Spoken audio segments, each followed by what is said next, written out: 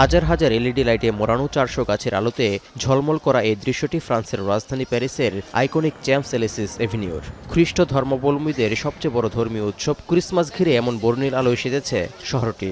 ঝলমলে আলোকসজ্জা দেখতে প্রতিদিনই ভিড় বাড়ছে দর্শনার্থীদের। Oh, it's glorious. It's beautiful. This is our actually second year.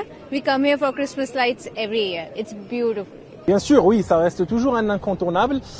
On a l'habitude que Paris nous fait voir toujours des grandes choses d'envergure internationale. 25 December বড়দিন উদযাপন ঘিরে প্যারিসে এই আলোর আয়োজন চলছে গেল 24 নভেম্বর থেকে।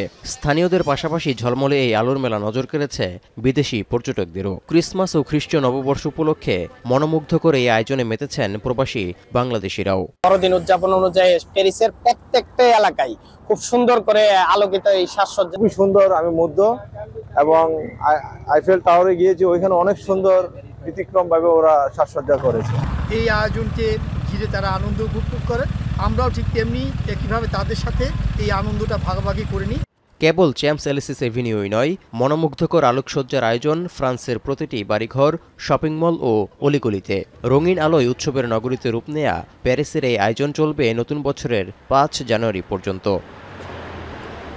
তৌহিদুর রহমান, এখন বিশ্ব।